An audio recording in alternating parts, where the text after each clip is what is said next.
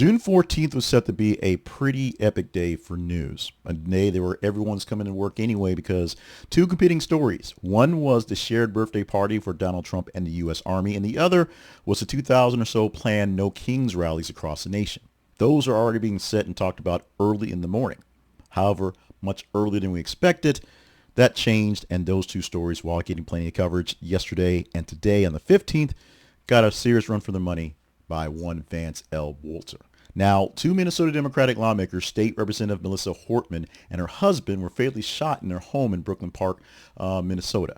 This was shortly after another shooting where State Senator John Hoffman and his wife were shot in Champlin. They're miles away from each other, about 8 miles away from each other, and about 5 or so miles away from Minneapolis in the area. And how they got a chance to see this person they caught was just sheer happenstance, but it started a chain of events of a chase for a person still on the loose with a lot of questions being asked. They're looking for 57-year-old Vance Luther Boelter, the guy you see in the picture there, who allegedly posed as a police officer in full uniform with a complete latex mask on his face to basically fake out the police and a fake SUV. And he basically showed up at these houses, looked like a cop except for the weird mask, and shot these representatives and the state senators at their homes. It was a very odd, very strange, something happening at 3 in the morning. FBI now has a $50,000 reward for information that could lead to his arrest, and it's led to many vehicles, many changes, a cowboy hat, and a car right now in the middle of a field and trying to figure out what's going on. They found a manifesto and a hit list in Boelter's original car that he was abandoned with 70 names on it, which had some various names like abortion rights advocates, prominent Democrats. Governor Tim Walz was there. Senator Tina Smith was there. Representative Omar was there. Many big names that you would think would be in the sights for someone who wants to do this type of damage. And so it's there. How he's going to play off all 70 hits at once, we're not sure. But he actually got the stop by having police officers who were investigating the first shooting. That was the shooting that happened that injured John Hoffman, and thinking we should check on Melissa Hortman because she lives nearby. As they got there, he was leaving, that being Boelter, leaving the house. They saw the gear. He initially started shooting fire. He ran away on foot. Hours later, they found him 8 miles away wearing a cowboy hat in surveillance video. Hours after that, they found the cowboy hat, and today they're looking for this car in the middle of a field to try to figure out what's going on with this one. Now, things get a little weird from this. There's a patchwork in his background that he is a fast food service worker, a evangelical minister, and a security company founder. The third part, and the second part of it, the third part is really where we get hung up on things. He claimed to experience combat zones to be out there, though we looked through everybody's reporting, and I'm even watching reporting more or less now as I'm watching this, as I'm recording this. Everyone's talking about the fact that it's getting dark where he is, and he might have some sort of security training, some sort of training out in the field that could be a danger to folks. But NPR, the folks that Donald Trump wants to shut down, says they can't see any of it. It's all imaginary or exaggerated. He was, and this part is true, a registered Republican. That's all in the wash. But he had been appointed to the State Workforce Development Board by Democrats and held a strong anti-abortion views. That may be where he met some of the state legislature in the past. And so he may have some actual knowledge with those people and what they do in legislation parts. And it may have started the spiral to what he doesn't like. Those things are true. Now, national leaders and Governor Walz and many folks across the nation are, of course, condemning this act of targeted violence. Shelter-in-place warning was in for most of the day until they figured out he had actually got out of the area, and now they're canvassing a wider scope of places to go. Reigniting the concerns about violence among elected officials and judges and people in power, people that believe in leadership, people that are out there, is a big deal there. So, number one, it's really bad to shoot people in power. Don't do it. It's bad. Threatening them, also bad. Saying you're going to bomb them, hurt them, beat up their stuff and break their property. Very bad. What Vance L. Boelter did is bad. No matter who you believe or what you think going or what side you're on, this is bad. Let's get that straight. Now, let's go back to the security thing. As I said earlier, I'm going to go to a piece from the actual article in NPR that wrote about him, and their headline because everyone else is talking about the murder and talking about the manhunt and what's going on. NPR basically said it straight. NPR is the only one that's playing it this way, and it's and I found it oddly enough in just a odd sort of searching of the feeds and odds of searching of the aggregators, and it just says food worker with fantasy of security career sought in Minneapolis political shootings. That's the headline. Fantasy is an air quote, or it's in quotes because it's written, of course. Now let's go to a big chunk I took out of the article. On the website for a company called Praetorial Guard Security Services, LLC, Boelter described himself as part of a leadership team.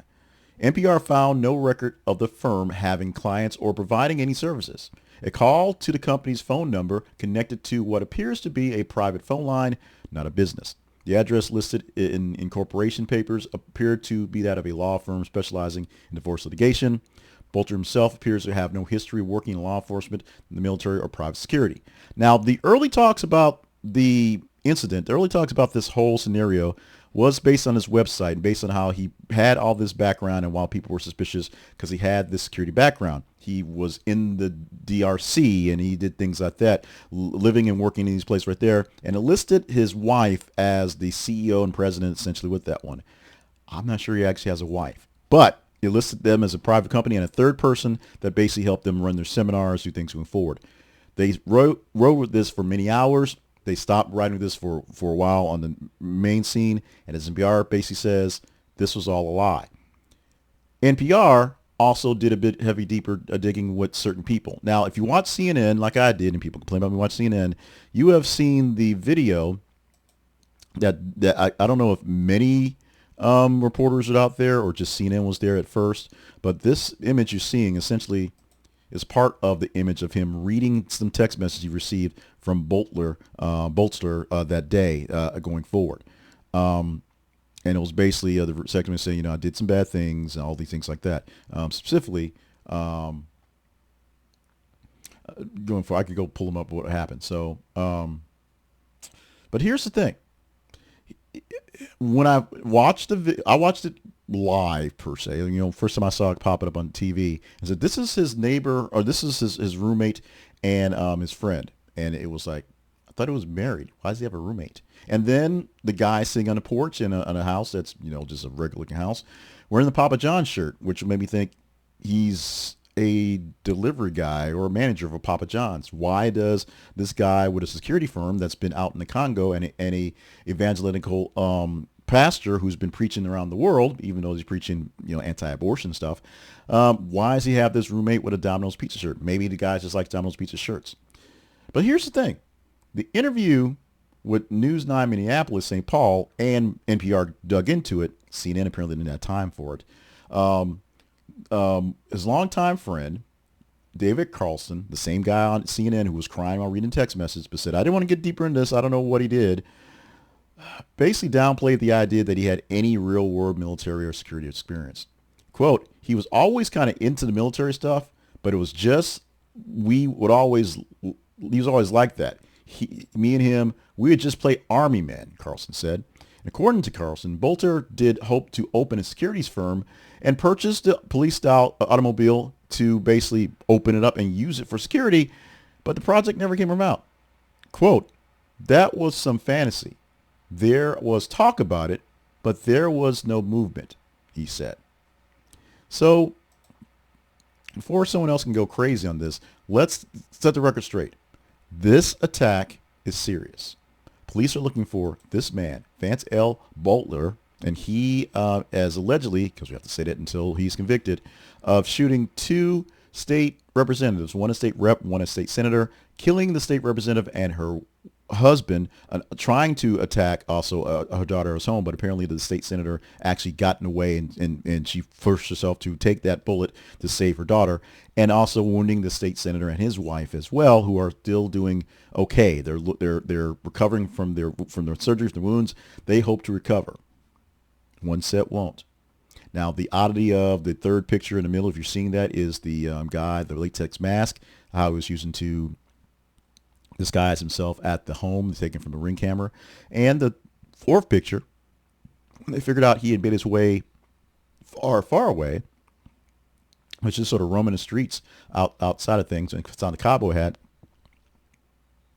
to which apparently once he found the TV articles about that, he ditched the hat. This is serious. This is crazy, but this is serious. This is news that pushed aside most of the talk of the No Kings rallies and the military parade, which is also Trump's birthday parade. They all got more than enough of their share of talk, and they have their talk, and we will actually break those down in a separate video. But I just want to make sure I got this down for the record. This is a very sad, sickening event, and it should not be happening. Targeting of elected officials, judges, people that you believe are in charge and are running things to your detriment should not be there.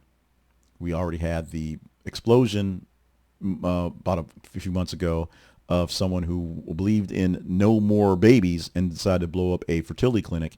Here is a person that, if people have to kind of figure out what's going on, a person with anti-abortion stances that went after various members of legislature who seem to have pro-abortion stances, or at least have supported pro-abortion regulations, and fought strong enough against them.